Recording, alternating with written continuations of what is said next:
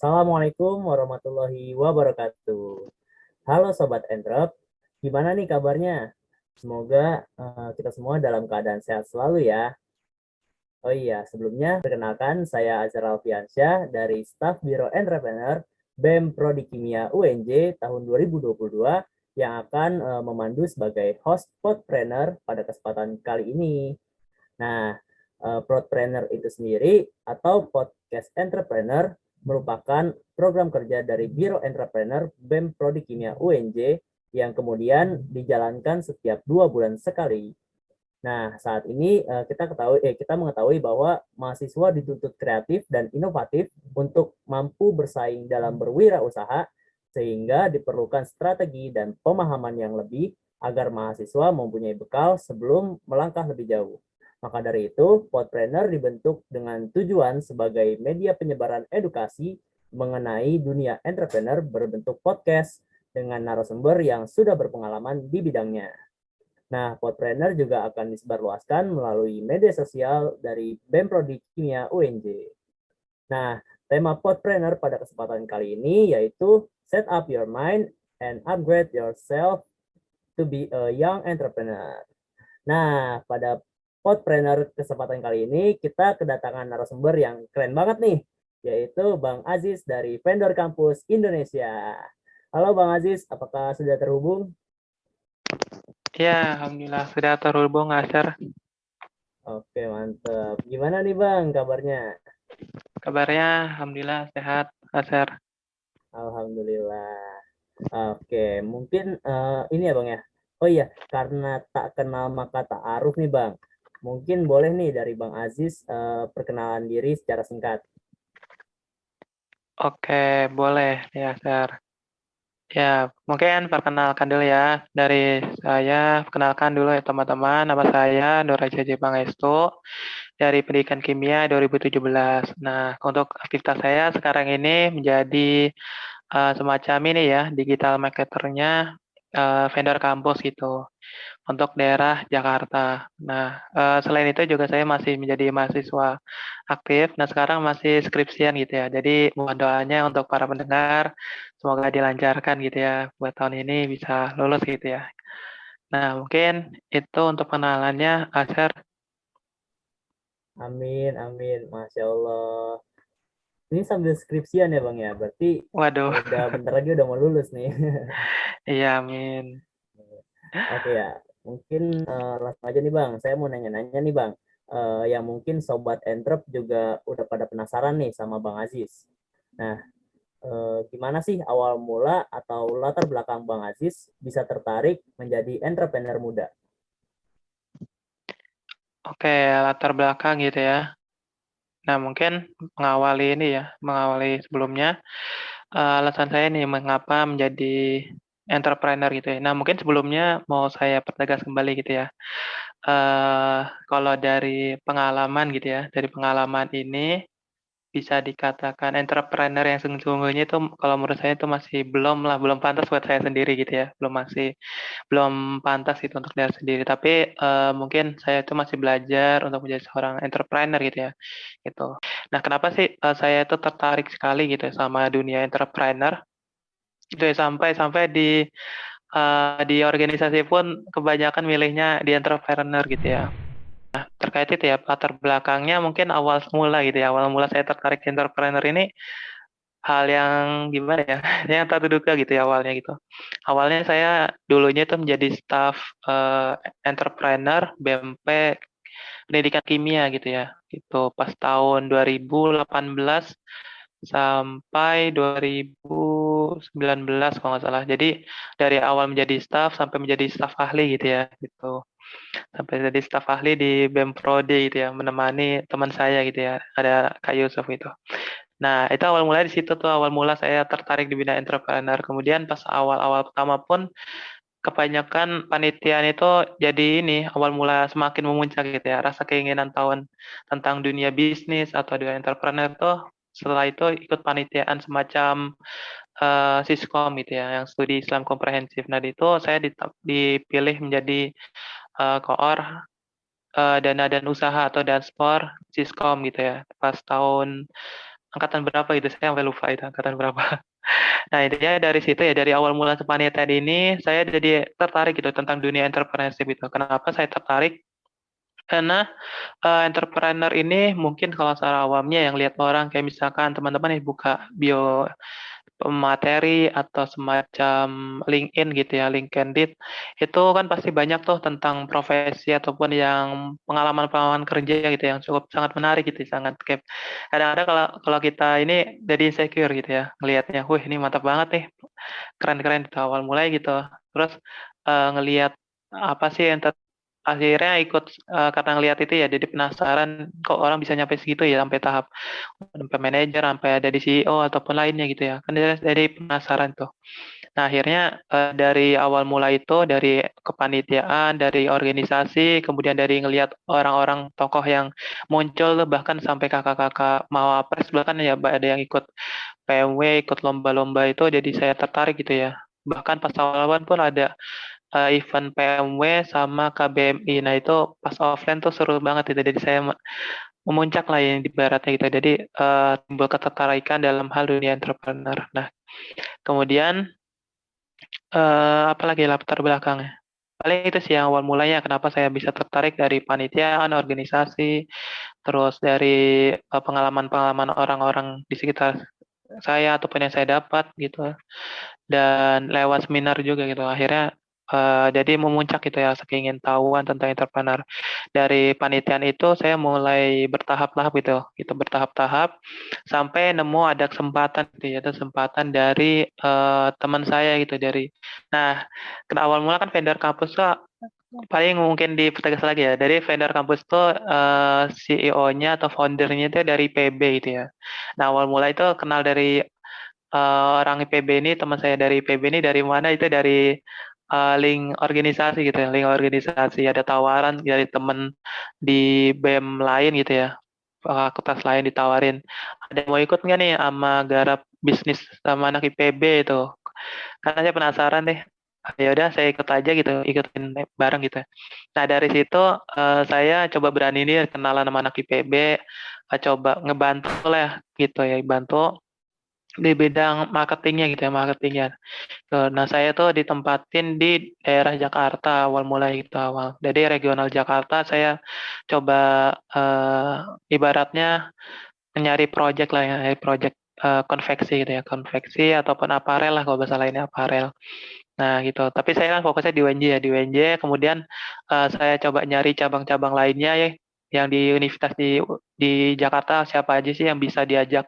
Saya coba hubung-hubungin dari tiap lembaga terkhususnya gitu ya, tiap lembaga di kampus-kampus tertentu kayak misalkan di BEM BEM apa univnya dihubungin siapa yang mau bisa jadi ini ataupun diajak kerjasama itu ya. Nah, akhirnya dari situ di vendor kampus kenal orang banyak, bisa belajar banyak lah sama orang-orang yang berpengalaman gitu ya. Terlebih lagi kan si foundernya ini anak ini ya, manajemen kalau nggak salah. Ya, manajemen.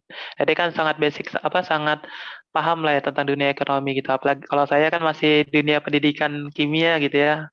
Masih ada kimianya, ada pendidikannya juga gitu ya gitu. Nah, kalau masalah entrepreneur kan mungkin belum dalemin lah ya bahasa gitu dalemin. Tapi masalah kemampuan ini pasti bisa diasah lah seiring berjalan waktu gitu.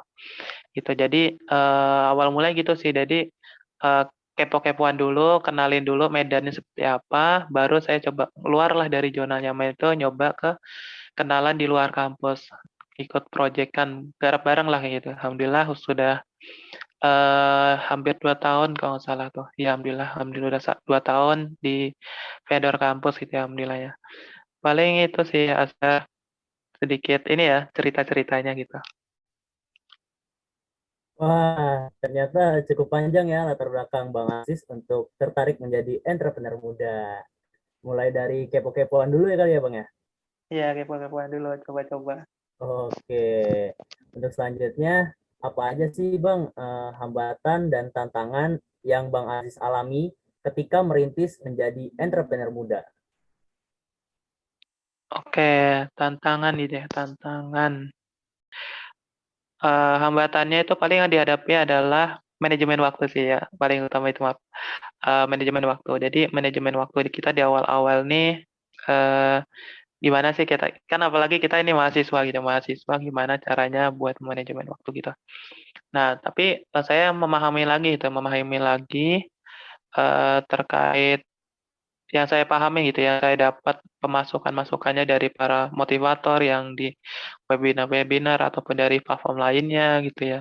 Itu menegaskan kembali gitu bahwa entrepreneur ini nggak hanya ngomongin tentang masalah cuan aja gitu, tapi masalah pengalaman itu pengalaman. Jadi saya nggak terlalu terburu-buru gitu dalam membangun bisnis dari awal, genjor-genjoran buat ngebangun bisnis, karena ngebangun bisnis ini bukan suatu hal yang apa ya bahasanya, yang sangat apa ya, bercanda gitu ya.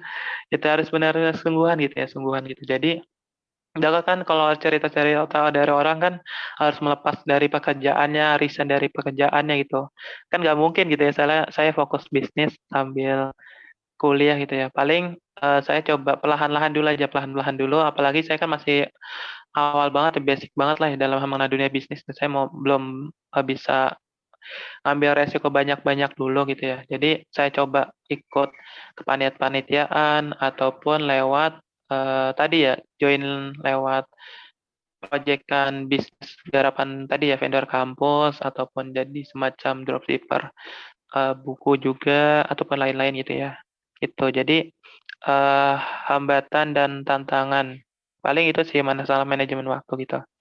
Masalah manajemen waktu, terus ya tantangannya juga sangat menguji sih, walaupun bukan menjadi pemilik usaha suatu tentu yang secara mandiri, tapi masih menjadi ibaratnya bagian salah satu dalam inilah ya, suatu bisnis lah ya, bagian salah satu bisnis tuh juga cukup menantang sekali itu dalam hal bagaimana kita bisa mengatur waktu kita dalam tengah sibukan kita untuk bisa mengejar mencari peluang, mencari eh, target-target ataupun di proyekan tertentu gitu ya gitu. Jadi kita harus bisa mampu memanajemen waktu kita gitu ya itu. Itu paling sih hambatannya. Terus tantangan lainnya itu adalah tantangan lainnya selain itu adalah waktu, prioritas juga sih ya, prioritas. Nah, kita kan prioritas kita kan di kuliah ini kan pasti ya teman-teman semua kan diamanahin sama orang tuanya, kamu belajar yang benar gitu di kuliah gitu ya. Pasti kita kan amanahnya gitu ya, amanahnya dari orang tua kita. Ya udah, tapi kan kita nggak bisa membatasi sendiri gitu ya. Apalagi di zaman sekarang ini, kalau misalkan kita membatasi sendiri, oh ya udah, saya cuma belajar kimia aja gitu, misalkan nggak belajar kimia aja ataupun belajar yang di fokusan di konsentrasi kimia aja gitu, kan nggak mungkin gitu ya. Pasti ada hal-hal lainnya gitu, soft skill ataupun hard skill lainnya yang perlu kita asah gitu ya gitu. Jadi kita harus bisa memanajemen prioritas kita gitu, tanpa melepas kewajiban kita dari orang tua, amanahnya seperti apa, dan pun juga amanah-amanah lainnya itu, misalkan di organisasi kita diamanahin misalkan jadi staff entrepreneur gitu ataupun jadi kadep suatu bidang entrepreneur juga, ataupun kita punya usaha sendiri gitu. Nah, itu kita harus seimbang tuh ngebagi waktunya gitu. Jangan sampai ada yang dikorbankan itu. Mungkin berat kita awalnya berat.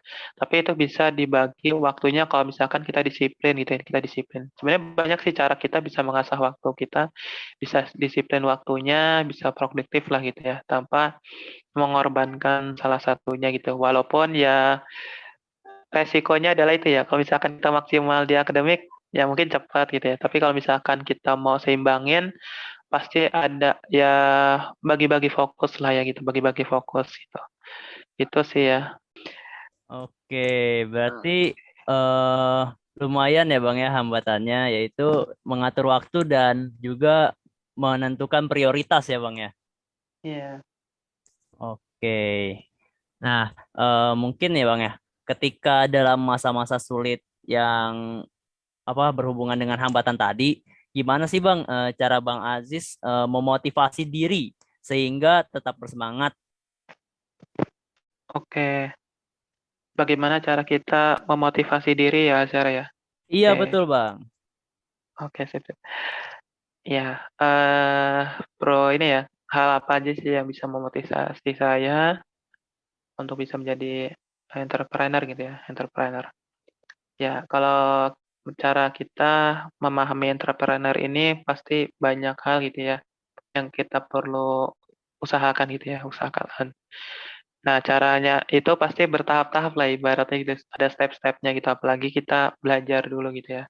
Gitu. Jadi motivasinya adalah masa muda ini dipakai untuk mencari sebanyak-banyak pengalaman gitu ya gitu. Gitu. Saya dapat nasihat dari salah satu buku itu kalau salah. Itu nyebutin bahwa masa muda itu kita jangan usah mikirin apa-apa yang biasanya itu adalah masalah duit, masalah jabatan, masalah lainnya itu ya ibaratnya yang harta lah ya sifatnya harta. Itu karena masalah harta itu nggak bisa instan gitu ya, masalah harta, masalah cuan itu nggak bisa instan langsung dapat gitu nggak bisa. Karena entrepreneur ini adalah awal mulai itu harus ini kita harus belajar dulu gitu. Ibaratnya kalau misalkan kita analogikan tangga entrepreneur itu awal mula adalah menjadi student lah, bahasa student. Kenapa kita bahasa awal student? Student itu kita harus belajar dulu nih, belajar dulu dunia entrepreneur itu seperti apa. Kita harus pahami dulu apa sih yang akan kita lakukan, tujuan kita mau apa. Itu yang awal kita bangun dulu gitu, pengetahuan kita itu. Setelah kita tahu, nah kita pasti ada nih impian-impiannya itu, impian-impiannya ataupun ya visi kita ngapain sih nanti menjadi entrepreneur atau apa gitu. Lalu nanti pasti kan nggak mungkin langsung jadi entrepreneur gitu ya, langsung ke tahap entrepreneur itu. Pasti kita harus menjadi ibaratnya selain student naik lagi ke employee gitu ya, ataupun pegawai lah pegawai. Kenapa bahasa pegawai? Karena kita ibaratnya nebeng dulu ke orang lain gitu. Jadi kita tahap pembelajaran dulu lah. Tapi boleh nggak sih Kak, nggak usah terjun dulu? Ya boleh-boleh aja. Yang penting kita tahu basicnya gimana sih di yang kita akan pelajari gitu. Jadi kita pelajarin lebih langsung lah terjun gitu lewat banyak tahap sebenarnya entrepreneur itu untuk membangun mindsetnya agar bisa menjadi entrepreneur sejati gitu ya. Gitu sih. Jadi kan bisa diasah dulu zaman sekarang ini lewat pengalaman di masa muda itu.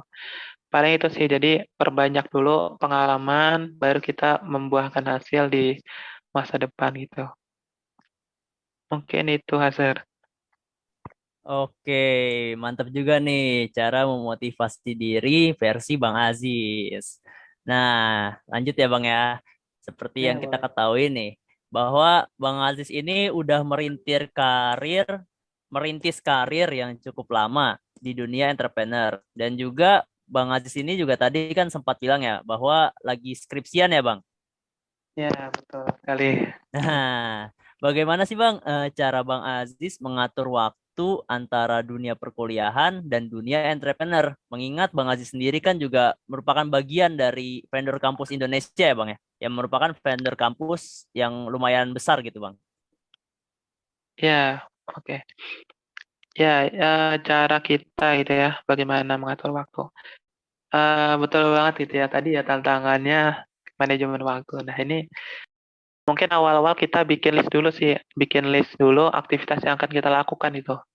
Misalkan teman-teman punya bisnis nih, punya bisnis. Coba catat list-list ngapain aja sih aktivitasnya itu dalam bisnis tuh. Targetnya apa aja dalam 1 bulan ini. Oh, 1 bulan ini, maaf, hari ini coba ngejalin kerjasama ataupun nge-follow up 4 ataupun maaf, 5 atau 10 calon customer gitu, calon customer. Nah, itu misalkan diwaktuin 2 jam itu. Ataupun dibagi-bagi waktunya misalkan sebelum kuliah coba buat masarin gitu. Produk apa sih yang sesuai kalau pagi-pagi itu misalkan coba cari aja. Disesuaikan ide, dicari strategi teman-teman waktunya apa sih yang spesial buat nawarin gitu. Biasanya kan kalau buat nawarin kan dagangan kita ataupun produk-produk kita itu kan bisa malam-malam sih, malam-malam atau sore lah habis kuliah. Kalau misalkan pagi itu biasanya orang pada nggak mau ngerit gitu ya, nggak mau ngerit. Nah, misalkan waktu malam-malam, ya udah malam-malam itu mungkin sebelum kita aktivitas lainnya kayak misalkan nugas atau ada rapat-rapat, ya, nah itu sebelumnya coba di PC-PC-in itu, PC-PC-in ke orang yang mau kita tawarkan ataupun kita coba kirim lewat status WA ataupun IG-nya ataupun konten dulu lah ibarat itu. gitu. Jadi diatur waktu gitu ya. Cara nyebar marketingnya, pemasaran tuh kita atur waktunya. Oh ya, pasti kan selain masalah waktu nyebarin pemasaran, pasti kan juga nyiapin konten-kontennya gitu ya. Konten-konten pemasaran tuh juga nyiapin. Nah, itu juga diususkan nih waktunya kapan aja gitu. Nah, itu sih jadi coba dibagi waktunya. Paling pesannya itu adalah jangan sampai ngelakuin sesuatu di luar hal-hal sebarangan gitu. Misalkan lagi kuliah, ngirim pesan buat becean ataupun ngechat orang lah gitu. Kita fokus dulu kuliah, kita fokus ibadah, kita fokus mana kita ataupun fokus pada dunia bisnis kita gitu yang kita jalankan gitu. Jadi kita atur waktu-waktunya kita gitu.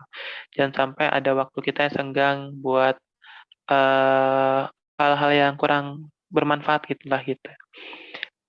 Oke, mantep banget nih teman-teman cara mengatur waktu versi Bang Aziz. Oke, mungkin yang terakhir ya Bang. Boleh nih dari Bang Aziz untuk memberikan tips and trick untuk sobat entrep nih yang akan atau sedang berada di dunia entrepreneur. Gimana Bang? Bisa? Oke, bisa. eh Oke, Bisma. Ya, terkait ini ya, tips and trick kita menjadi seorang entrepreneur gitu ya. Nah, sebelum itu, tadi ya, saya bilang, eh hal-hal yang mungkin tips and trick yang menjadi entrepreneur. Awal mula kita belajar dulu aja, cari berbanyak pengalaman lah, karena pengalaman itu adalah model pembelajaran paling bermakna lah gitu intinya gitu. Itu kalau misalkan kita ikut apa-apa, ikut kepanitiaan, kita ikutin itu. Apalagi kita milih bidangnya adalah yang entrepreneur gitu ataupun divisi danus, divisi apa gitu ya, coba masuk dulu aja kita masuk dulu. Kita masuk dulu, kita dalamin dulu dunia itu gitu. Kita dalamin dulu.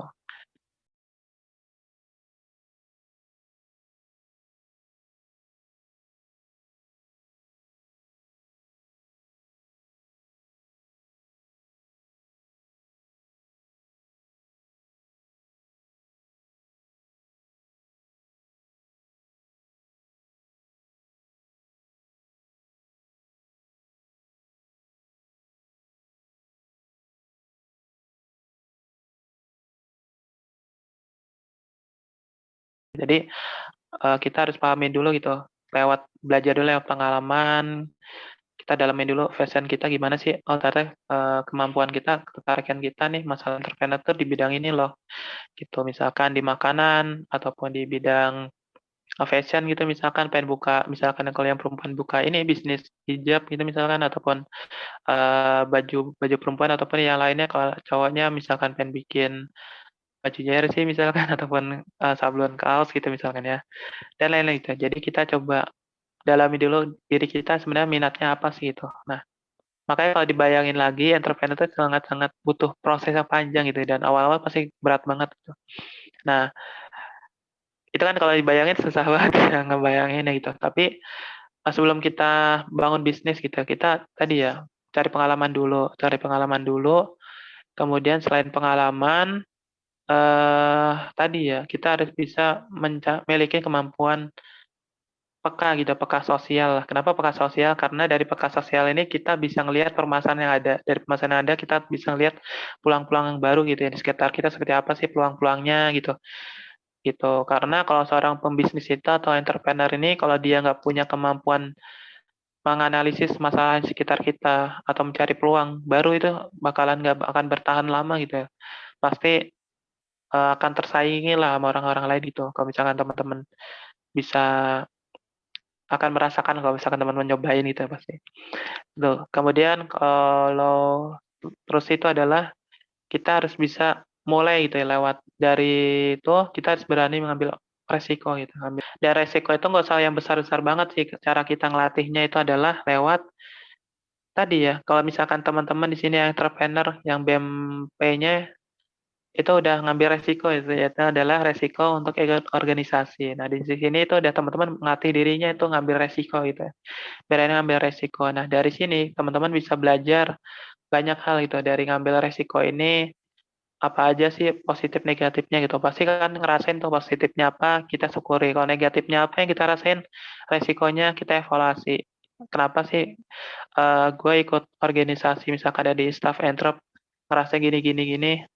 Oh yaudah jangan nyalain orang, nggak usah nyalain keadaan, tapi kita evaluasi diri apa sih yang kurang gitu. Oh yaudah saya coba dalemin dulu nih masalah misalkan dari staff entrepnya ngurusin bagian pemasaran, berarti kan bisa nyari strategi lah, strategi itu. Ataupun yang bagian entrepnya yang ngurusin masalah pemasaran desainnya gitu, misalkan ngurusin desain, ya udah berarti ngurusin desain gitu ya, melatih dirinya itu. Gitu, jadi harus bisa ngevaluasi dirinya gitu. Kemudian lewat lingkungan-lingkungan kita, cari yang circle-nya itu yang positif lah ya, bahasa positif adalah kalau misalkan kita mau dalamin bisnis, ya udah kita nyari circle orang-orang yang pengen belajar bisnis itu. Jangan sampai kita di circle-nya itu, ini maksudnya gini apa? Maaf, kalau temenan itu boleh ya temenan sama orang, kita nggak usah milih-milih kalau temenan lah ya. Semua itu kita harus temenin, kita harus ibaratnya interaksi mah nggak masalah gitu ya. Karena kita kan sebagai manusia ya. Tapi sebagai teman dekat gitu ya, sebagai teman dekat kita juga harus milih-milih itu karena teman dekat itu adalah yang bisa mempengaruhi kita. Misalkan teman dekat kita adalah orang yang soleh, maka pasti kita jadi orang yang soleh itu, yang rajin ibadah, yang rajin ke masjid atau rajin ngaji atau lainnya gitu. Ataupun misalkan teman kita itu adalah seorang pembisnis, ya jadi kita jadi ketularan dari seorang pembisnis juga gitu ya gitu. Paling itu sih tambahannya sih Azhar. Lama juga ya. Oke, mantep banget nih ya Sobat Entrep, tips and trick dari Bang Aziz. Nah, semoga tips and trick ini dapat bermanfaat dan juga bisa direalisasikan ya oleh kita semua sebagai entrepreneur muda. Terima kasih banyak ya Bang Aziz udah mau sharing-sharing nih kepada Sobat Entrep. Ya, sama-sama. Makasih juga nih Azhar atas kesempatannya gitu. Oke, baik. Jika teman-teman atau Sobat Entrep kepo tentang vendor kampus Indonesia, langsung aja nih cek Instagramnya yaitu @vendorcampus.id. Baik, sekian Podpreneur pada kesempatan kali ini. Jika Podpreneur ini menarik, jangan lupa untuk klik like, comment, and subscribe ya. Sampai jumpa di Podpreneur berikutnya. Assalamualaikum warahmatullahi wabarakatuh.